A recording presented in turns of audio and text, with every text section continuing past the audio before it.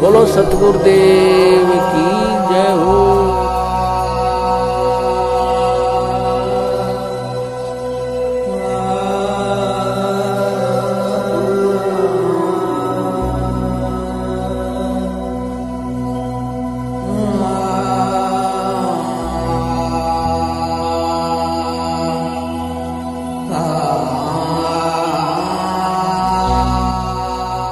हिंदुओं की आस्था के प्रतीक हैं भगवान शिव, और शिव की आस्था, शिव के विश्वास के प्रतीक हम सब हिंदुओं के मन में है शिवलिंग। लेकिन 9वीं और 10वीं शताब्दी में मुगलों के आर्यावर्त और हिंदुस्तान आने के बाद और 16वीं और 17वीं शताब्दी में अंग्रेजों के भारत आने के बाद शिवलिंग को लेकर तरह तरह की बातें समाज में फैलने लगी। कुछ मुगलों ने और कुछ फिरंगियों ने शिवलिंग को भगवान शिव का लिंग अथवा गुप्तांग की संज्ञा दी, और दुर्भाग्य है कि बहुत सारे हिंदुओं ने भी इसको स्वीकार कर लिया।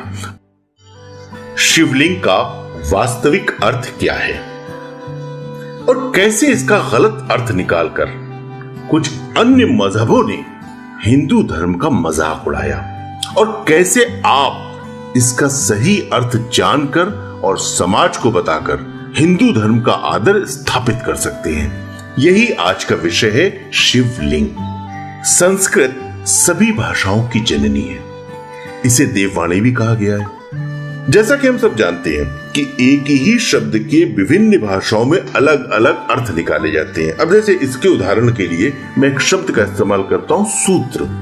हिंदी में सूत्र डोरी और धागे के लिए प्रयोग किया जाता है, पर संस्कृत में सूत्र गणितीय सूत्र, वैज्ञानिक सूत्र, ब्रह्म सूत्र, नासदीय सूत्र इत्यादि मतलब ज्ञान की भाषा के रूप में प्रयोग किया जाता है। जैसे एक शब्द है अर्थ।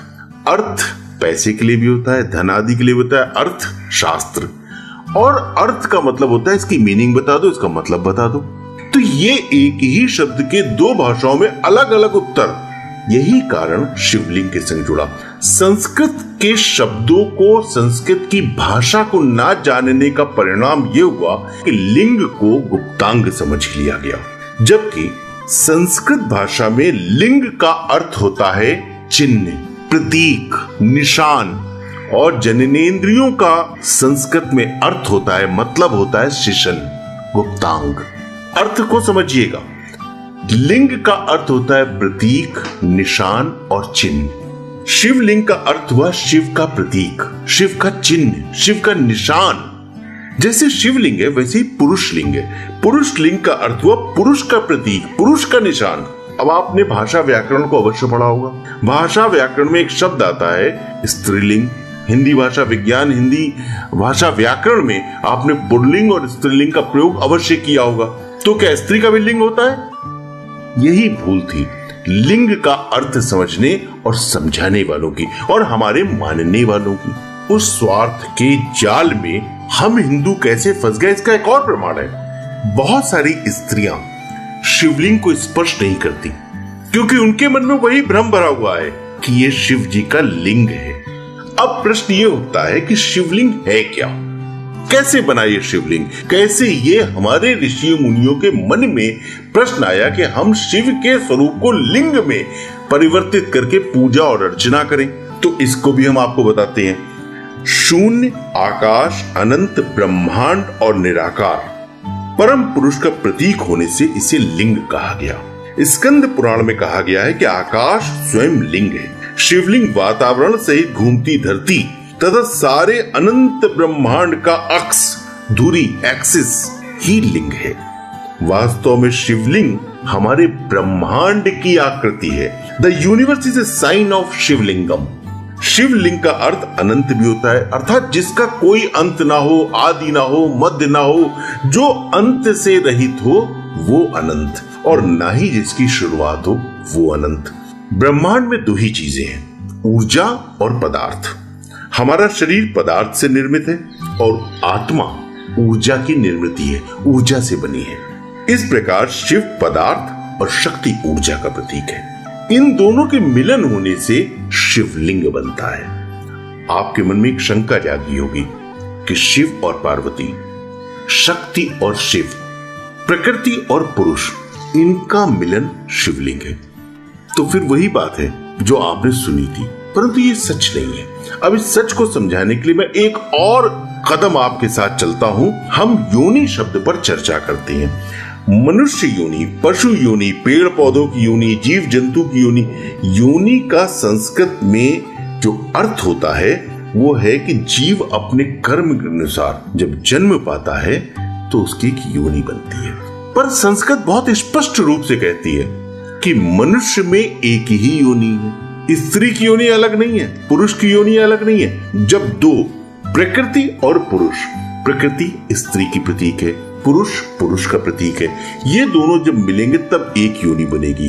यानी शिवलिंग को बनाते समय शिव और शक्ति मिले नहीं है, उन्होंने एक योनि का निर्माण किया है। सबसे बड़ा प्रश्न ये है कि शिवलिंग का निर्माण कैसे हुआ?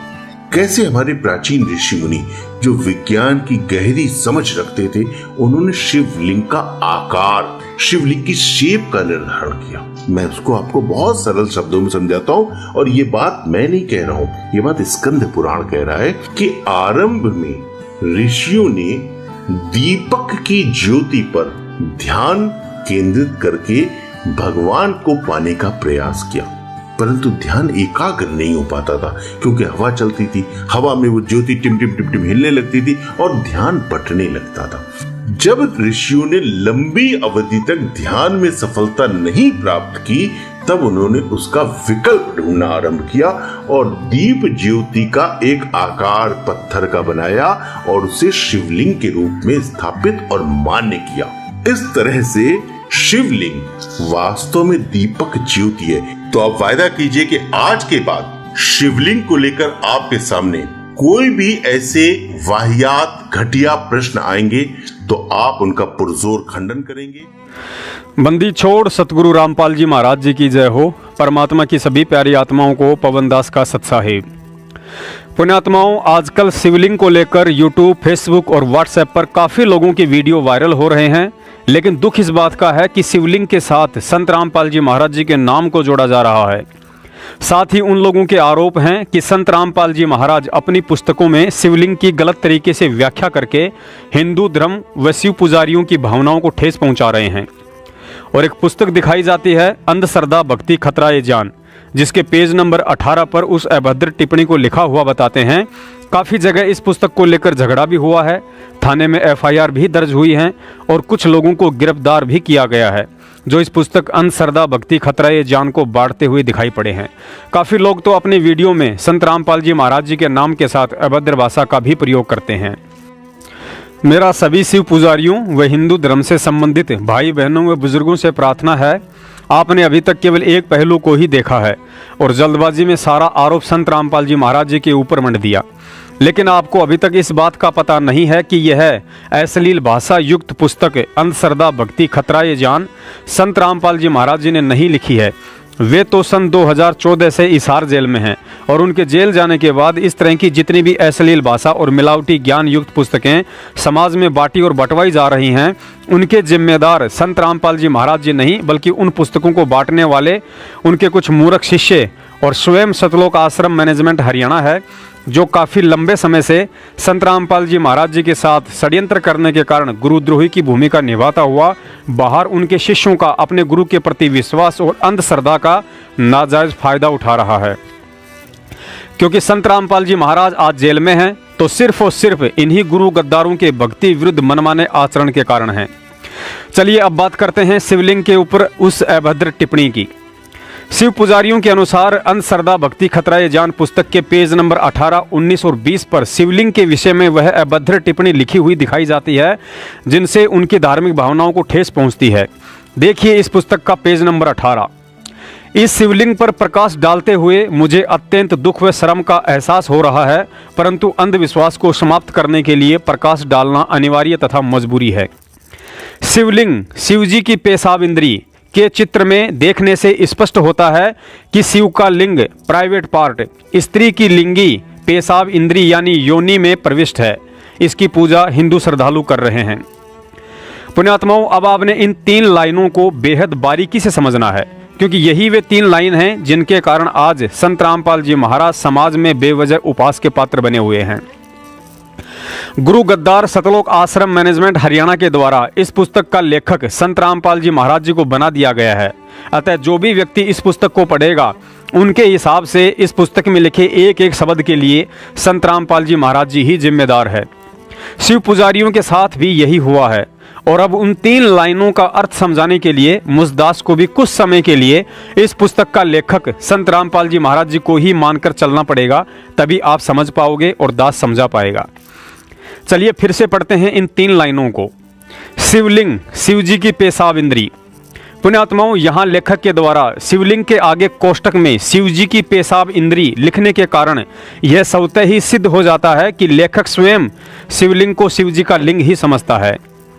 आगे लिखा है, शिवलिंग, शिव जी की पेशाब इंद्री के चित्र में देखने से स्पष्ट होता है कि शिव का लिंग प्राइवेट पार्ट स्त्री की लिंगी पेशाब इंद्री यानी योनि में प्रविष्ट है। पुण्यात्माओं, यहाँ एक बार पुनः लेखक के द्वारा शिवलिंग के आगे कोष्टक में प्राइवेट पार्ट लिखने से यह पुनः सिद्ध होता है कि लेखक वास्तव में शिवलिंग को शिव जी का लिंग अर्थात गुप्तांग ही समझ रहा है। आगे फिर पेज नंबर 19 पर थोड़ा और विवरण लिखा है। अपने लिंग कोष्टक में गुप्तांग की पूजा करने को कह दिया। कहने का मतलब है यहाँ भी लेखक ने लिंग का अर्थ गुप्तांग को ही बताया है। फिर इसी 19 पेज के थोड़ा और नीचे चलते हैं, जहाँ लिखा है कि शिव ने जो तेजोमय स्तंभ खड़ा किया था, फिर उस स्तंभ को गुप्त करके पत्थर को अपने लिंग कोष्टक में गुप्तांग का आकार दे दिया और बोला कि इसकी पूजा किया करो। अब आगे लेखक के द्वारा जो उदाहरण दिया गया है उसे भी ध्यान से देखना है। इस तरह की बकवाद तो शरारती बच्चा जो पुराने समय में पशु चराता था वह पाली किया करता था, जो वाद विवाद में अन्य बालक से कहता था कि ले मेरे इस गुप्तांग की धोख मार ले। यहाँ इस अभद्र उदाहरण की अधिक व्याख्या करना उचित नहीं होगा, समझदार को संकेत ही काफी है। आगे पेज नंबर 20 पर भी थोड़ा देख लीजिए। यहाँ भी लेखक के द्वारा शिवलिंग का चित्र बनाकर उसमें स्पष्ट रूप से दर्शाया गया है कि शिवलिंग का मतलब शिव जी का गुप्तांग अर्थात लिंग ही होता है। पुण्यात्माओं, अब हम इस मिलावटी ज्ञानयुक्त पुस्तक को बंद करते हैं और आगे का विवरण समझने की कोशिश करते हैं।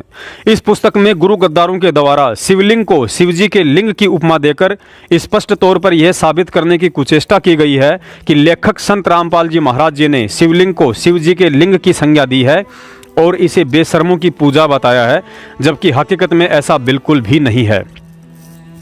क्योंकि संत रामपाल जी महाराज जी ने अपने 26 साल के आध्यात्मिक इतिहास में चाहे उनका कोई भी सत्संग उठाकर देख लो, उन्होंने कभी भी शिवलिंग को शिव जी के लिंग की उपमा नहीं दी है, बल्कि यही कहा है कि शिवलिंग का मतलब शिव जी का लिंग नहीं होता है। शिवलिंग को शिव जी के लिंग की उपमा तो उन पाखंडी धर्म गुरुओं ने दी है जो हमारे धर्मशास्त्रों में वर्णित शिवलिंग की व्याख्या को ठीक से समझ नहीं पाए। पुण्यात्माओं, दास ने अपनी पिछली वीडियो में भी जिक्र किया था कि जिसका बाप एक है उसकी बात एक और जिसके बाप अनेक हैं उसकी बात अनेक। संत रामपाल जी महाराज जी का आज भी शिवलिंग के ऊपर एक ही सत्संग है, एक ही बात है, और पहले भी एक ही सत्संग और एक ही बात थी। उन्होंने शिवलिंग को शिव जी का लिंग नहीं बल्कि शिव जी की शक्ति का प्रतीक बताया है। सुनिए उन्हीं के मुख कमल से। दो दल कमल प्रेखो जाना, ब्रह्मरंद्र की घाटी जाना। आगे जाके 2 दल का कमल त्रिकुटी कमल में है। बंकापुर बंका है नगरी, घाट बाट कुछ पंथ ना पग डगरी। घाट बाट नहीं तासे के अवगत नगर निदान, सतगुरु के ऊपर ताप से पहुंचे कोई संत सुजान। कि अब यहाँ से ब्रह्मरंद्र को पार करना है। ब्रह्मरंद्र को पार करके आगे एक शिव का लिंग है, ये नहीं पत्थर का। ये जो लिंग की परिभाषा यहाँ बना रखी है, कति अनजान लोगों ने गुमराह कर रखी। वहां पर एक स्तंभ है, लिंग कहते हैं इसको खंबे को, और वो यानी उससे तेज पुंज से है। एक इतना चमक प्रकाश का इतना लंबा वो स्तंभ है वहां पर, उसको शिवलिंग कहते हैं। शिव माने शक्ति का प्रतीक। उस ब्रह्मरंध्र को पार करके ईश्वरी उस निरंजन की शक्ति का वो प्रतीक है। वो स्तंभ जैसे झंडे लाले नारे नारे, ये फलानी पार्टी का, ये फलानी पार्टी का। वहां पर शिव का लिंग है। लिंग माने वो खंबा बहुत लंबा और वो बहुत चमक वाला तेज का है, प्रकाश में है। कहते उसके बाद वो शिव के लिंग को पार करके जब आपने निरंजन के लोक में जाना है। और ये शिवलिंग और बना रहे बड़ी बूढ़ी चाड़ा मूर्ति बना लिया, उसकी परिभाषा सुनाने दिया भी शर्म आवे। पुण्यात्माओं, इस ऑडियो में शिवलिंग को लेकर संत रामपाल जी महाराज जी के क्या विचार हैं आपके सामने स्पष्ट हो चुका है। और यह भी साबित हो चुका है कि ये अंधश्रद्धा भक्ति खतरा ये जान पुस्तक संत रामपाल जी महाराज जी ने नहीं लिखी है, क्योंकि पूर्ण संत के कभी भी दोगले विचार नहीं होते हैं। शिव पुजारियों और हिंदू धर्म के ठेकेदारों को एक सलाह है कि शिवलिंग को लेकर जो गलत व्याख्या और गलत धारणा समाज में जिन पाखंडियों ने फैला रखी है, वे स्वयं आपके अपने धर्मगुरु शंकराचार्य और दूसरे नंबर पर सतलोक आश्रम मैनेजमेंट हरियाणा के कॉल एजेंट हैं, जिनसे स्वयं संत रामपाल जी महाराज जी भी बहुत दुखी हैं। यह सत्य है कि वर्तमान में इस पृथ्वी पर यदि कोई धर्मगुरु कहलाने का अधिकारी है तो सिर्फ और सिर्फ सतगुरु रामपाल जी महाराज जी हैं, जिन्होंने बिना डांडी और पालड़े के हिंदू धर्म से लेकर मुसलमान धर्म आदि सभी धर्मों के नकली धर्म गुरुओं के अज्ञान को तोलकर आप लोगों के सामने रख दिया है। लेकिन बिना मजबूत भक्ति संस्कार के इस तत्व ज्ञान को समझना ना शिव पुजारियों के बस की बात है और ना ही किसी भी धर्म के ठेकेदारों की। तुम शिव पुजारियों और हिंदू धर्म के ठेकेदारों का यह जोश उस समय कहाँ धुआं बनकर उड़ जाता है जब तुम्हारे भगवान शिव जी को सरेआम बड़े बड़े पोस्टरों में सुल्फा पीते हुए एक नशेड़ी के रूप में दर्शाया जाता है। यहाँ कारण केवल काल प्रेरणा है, जो हर हार में उस सच्चे संत को ही बदनाम करवाना चाहता है। एक तरफ तो काल प्रेरणा से खुद संत रामपाल जी महाराज जी के कुछ मंदबुद्धि भक्तों द्वारा इन मिलावटी पुस्तकों को समाज में बांटना, और फिर दूसरी तरफ वही काल तुम्हें भेज देता है कि जाकर उन पुस्तक बेचने वालों को पकड़ो और इन मिलावटी मुद्दों को उठाकर उस संत को बदनाम करो, ताकि लोग उससे और अधिक नफरत करने लगे। दुनिया को दोष देना उचित भी नहीं है, क्योंकि आज संत रामपाल जी महाराज जी की बदनामी का सबसे बड़ा कारण खुद उन्हीं के कुछ मंदबुद्धि शिष्य हैं, जिन्हें खुद ज्ञान नहीं है और दुनिया को ज्ञानी बनाने के लिए निकल पड़ते हैं बाजार में। इनसे कोई सवाल जवाब कर ले तो ये लोग आग बबूला हो उठते हैं कि कुत्ता बन जाएगा, गधा बन जाएगा, जैसे खुद ने 84 लाख योनियों से मुक्ति पाली हो। पुण्यात्माओं, ये ज्ञान बाजार में बेचने या फेंकने के लिए नहीं है। कबीर परमेश्वर ने धर्मदास जी से कहा था कि धर्मदास कति अधीन दीन हो प्राणी ताते कहिए यह अकत कहानी। गुरुजी ने भी कई बार सत्संगों में जिक्र किया है कि जो व्यक्ति ज्ञान समझना चाहिए उसी को यह ज्ञान समझाना चाहिए। लेकिन यहाँ मंदबुद्धि भक्तों ने इस पुस्तक को बेचना अपनी सेवा और मैनेजमेंट ने धंधा बना लिया है। कुछ लोग तो स्पेशल मंदिरों में जा जाकर जबरन वहां के पुजारियों के साथ ज्ञान चर्चा के नाम पर बहस करते हैं, उन्हें काल प्रेरणा से जबरन उकसाते हैं ताकि वह पुजारी 2 गाली मुझे और 4 गाली गुरुजी को दे, और आगे उस पुजारी के लिए इस ज्ञान को समझने के सारे रास्ते बंद हो जाएं। इतना ही नहीं, उस पुजारी का वीडियो बनाकर उसे सोशल मीडिया पर भी वायरल करके अपने आप को डेढ़ से आना और पंडित जी को मूर्ख प्राणी दर्शाने का भी प्रयास करते हैं, ताकि उस वीडियो को देखकर उस पंडित के घर वाले और रिश्तेदार भी इस ज्ञान और भगवान से नफरत करने लगे।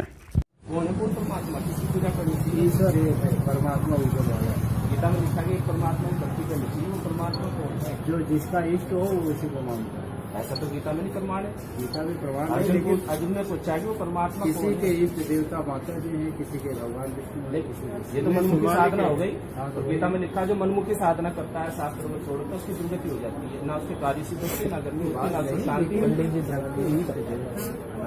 नहीं तो मनमुखी मान रखे ना, तो आपका तो हक बनता है। मनमुखी भाई मानेगा तो उसी को। आपकी क्या जिम्मेदारी बनती है? हमारी जिम्मेदारी है। आप बताते नहीं उनको एक परमात्मा की भक्ति करने के लिए। एक परमात्मा नहीं, जो जिसका इष्ट होता है उसको मानता है। ये तो मनमुखी साधना है। मन किया हनुमान जी को मान लिया, हनुमान जी इष्ट हो गए। वो तो वही गीता में ये मना किया कि अर्जुन एक परमात्मा की भक्ति कर। अर्जुन पूछता वो परमात्मा कौन है, उसका नाम गीता में लिखा है, तो आपने पढ़ी कि गीता में परमात्मा ये आदमी है। वो बात सही कह रहे हैं आप, इसीलिए कि जो जिसका इष्ट होता है उसी को मानता है। भाई जैसे यहाँ इतनी मूर्तियाँ मतलब दुकान पर सोमवार हुआ तो शिव जी के पूजा आ गया, मंगलवार को हनुमान जी। तो आप समझा उन्होंने भाई 84 लाख योनियां परमात्मा की भक्ति से करती है, वही सुख दे सकता है। देवताओं की पूजा तो मूर्ख व्यक्ति करते हैं। गीता दिखा में दिखाता हूँ, उसमें लिखा हुआ आपको कहाँ की तब तक मेरे पास है,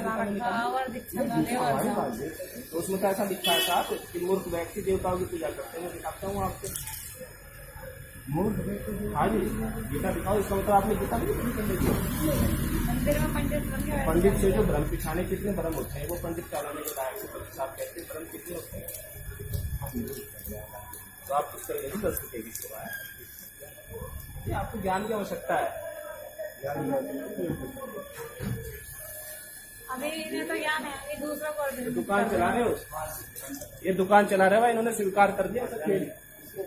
ऑनलाइन चल रहा है पंडित जी, दुकान चला रहे भैया, इन्होंने स्वीकार कर लिया। ये अब विचार इस श्लोक में कहा गया है कि अर्जुन एक परमात्मा की भक्ति करनी चाहिए, तो वो परमात्मा कौन है? तो अर्जुन एक परमात्मा की शरण में चला जा।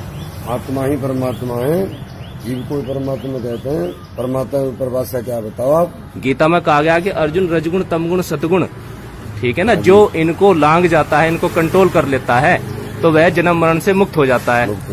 तो ये रजगुण तमगुण सतगुण क्या, जब हम इनको जानेंगे तभी तो मुक्त होंगे ना। तो ये 3 गुण क्या है? गीता में भाई सब कुछ लिखा हुआ, आप बैठे में दिखाता हूँ आपको। है आप बैठे में दिखाता हूँ आपको। ये रजगुण तमगुण सतगुण क्या है? हाँ मैं कह रहा हूँ गीता में सब कुछ लिखा हुआ, बैठे में दिखाता हूँ आपको।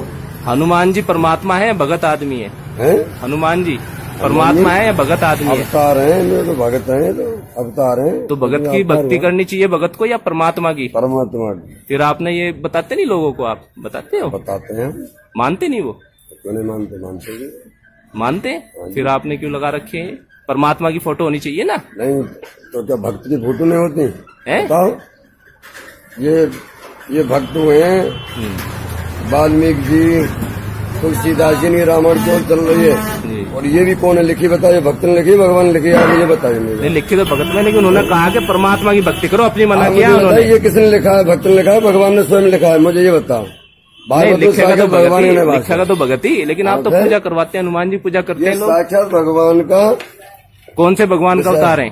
कौन से? हनुमान जी। शंकर जी के अवतार हैं। तो शंकर जी कहाँ परमात्मा, कौन से शास्त्र में लिख रहा है? गीता में आप उनका नाम दिखाओ। गीता से वो तो अजन्मान आदि अंत नहीं, श्रीमद देवी पुराण में लिखा है, विष्णु जी कह रहे हैं कि माता दुर्गा माता को कि हम तो आपसे पैदा है, मैं ब्रह्मा और विष्णु, हमारा तो जन्म मरण होता है। माता हम नित्य नहीं है, आप ही नित्य हो, हमारा तो जन्म मरण होता है। मैं दिखा दूंगा अभी देवी पुराण में। हाँ देवी पुराण में होगा। अच्छा, तो आपकी मानने है देवी पुराण की मानने? देवी पुराण की मानने है आपकी?